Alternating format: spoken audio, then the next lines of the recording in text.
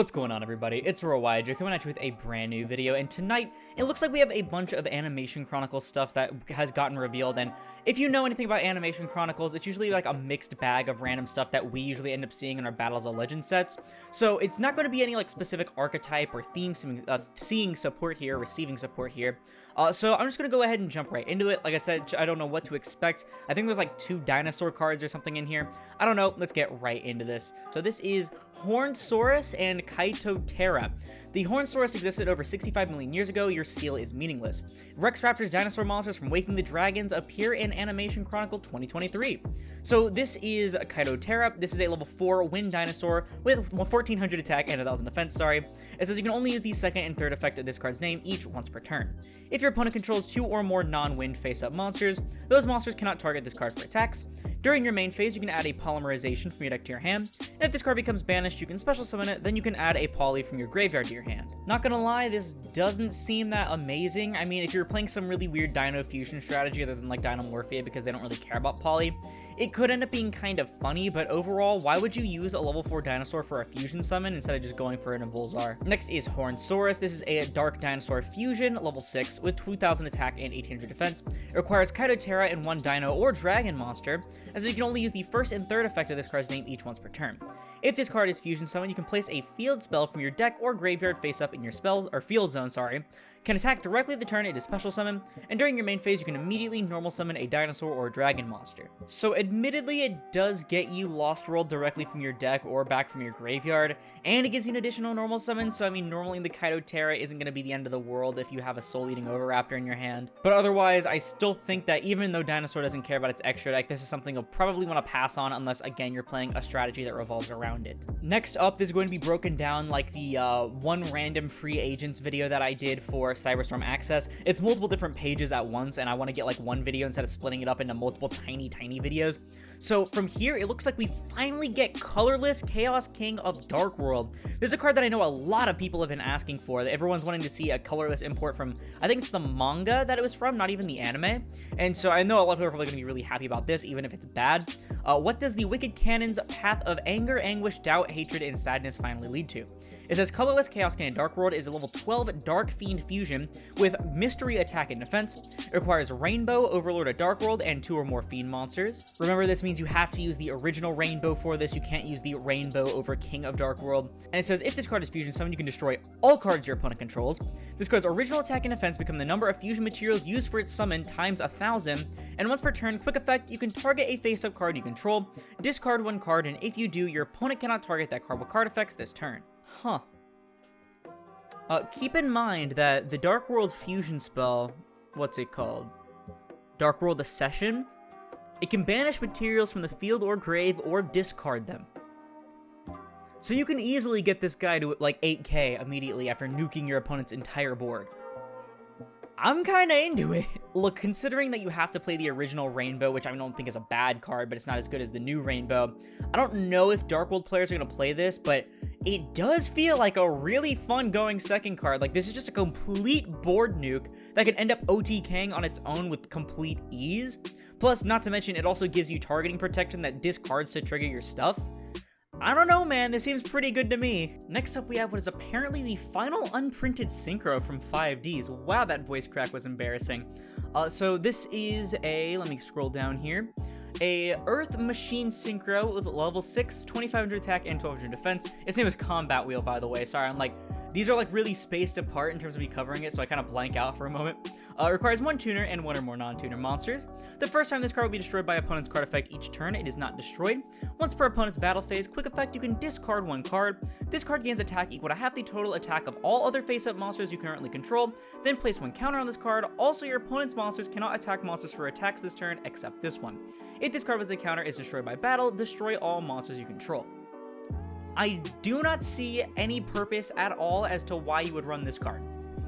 Anything that works during the opponent's battle phase specifically that doesn't like do something really impactful is never really a good card. Alright, so next we have some cards used by this guy called Yanagi, I think from like 5Ds from the looks of it. Starting off, it says, I'll treasure this and use it.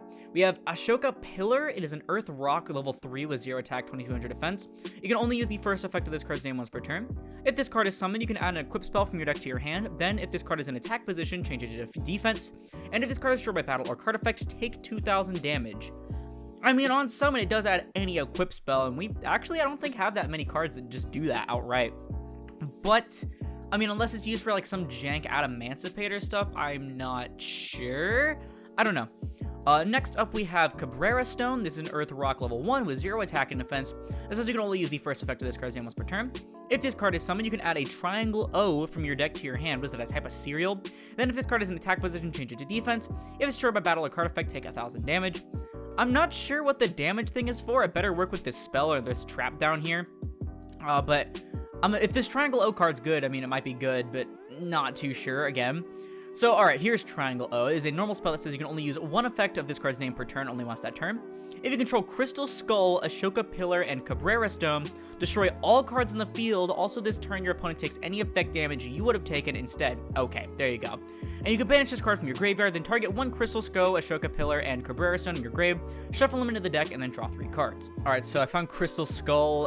If this card's summoned, take 1000, change it to defense during end phase. If you did not take effect damage this turn, you can either add to your hand or special a rock with 0 attack from your deck. Yeah, okay, I don't think any of this is very worthwhile. Finally, we have Totem Pole. It is a continuous trap that says your opponent cannot target rocks you control with 0 original attack with card effects. Once per battle, when an opponent's monster declares an attack, you can negate the attack, then place a counter on this card. If this card has 3 counters, send it to the graveyard. And if you have 3 or more monsters with 0 attack and different names in your grave, you can banish this card from your graveyard. Any effect damage your opponent takes during this turn is double. Alright, so this just further cements this as a very, very slow and only slightly coherent archetype, they're more of like a series of cards. Not too big of a fan. Alright, and finally we have some Vrains cards to wrap up this video. I've been recording for almost 40 minutes now because I've been waiting for these to come out individually. I thought they'd do them all at once, but whatever. But these are some of Playmaker's cards in Animation Chronicles. It says the Eternal Hot Dog Question. So starting off, we have Drastic Draw. It is a normal spell that says you can only activate 1 card with this card's name per turn. You cannot normal or special summon monsters the turn you activate this card except Cybers. Banish all monsters you control, minimum 2 to draw 3 cards. Or, hear me out, you make Heat Soul. Next up, we have Transaction Rollback. It is a normal trap that says you can only use 1 effect of this card's name per turn and only once that turn. Pay half your life points, then target 1 normal trap in your opponent's graveyard, except Rollback. This effect becomes that trap card's effect when that card is activated. And you can banish this card from your graveyard and pay half your life points, then target 1 normal trap in your grave, except Rollback, and then copy that effect. Okay. But this is literally just a Dinomorphia card. This has nothing to do with Playmaker, this is just a Dinomorphia card. As a Dinomorphia player, I'm not sure if I would run it. I think Trap Track is just kind of better, but it is a funny idea. Finally, we have Code Hack. This is a continuous trap. It says Cybers Link monsters you control cannot be destroyed by your opponent's card effects.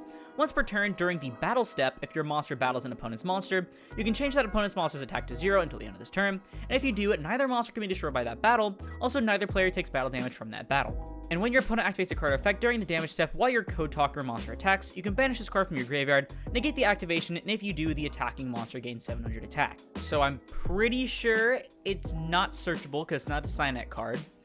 The protection is just okay. I mean, pretty sure Wicked is just better. The second effect is just weird, and the third effect feels like it was specifically made to stop Borreload Dragon. Well, that's gonna have to do it for all the Animation Chronicles stuff, so I've been on Twitter ever since this stuff kept getting revealed, and I was watching everyone's reaction, and apparently I'm just dumb, and all the Dinosaur stuff is really good. I will admit, Kaitotera being another copy of Giant Rex is pretty cool, but I've seen people say it's better than Giant Rex, which I'm gonna have to disagree due to Giant Rex being an Earth to synergize with your True Kings. And then also the attack is a really big factor of Giant Rex as well, but maybe a copy of this card, but I don't think I'm going to be playing Polymerization in my Dinosaur deck. And Hornsaurus basically being a better Ancient Fairy Dragon is pretty neat, but I still don't really think it's going to be something I want to go into actively. But I don't know, that's just my opinion. Let me know yours down in the comments below, because that's going to do it for the video. If you liked it, please sure to leave a like, as I'll split this video and the channel into 2 recommended. And if you like this content, you want to see more like the rest of my review series, I try to review every new archetype and every wave of support that comes out, then perhaps consider subscribing, because we're on our way to 5,000 subscribers by the end of 2023. Not to mention, it supports the channel more than anything else, and it's absolutely free. Once again, thank you all so much for watching, and I'll see you in the next one. This is Aurora, signing off.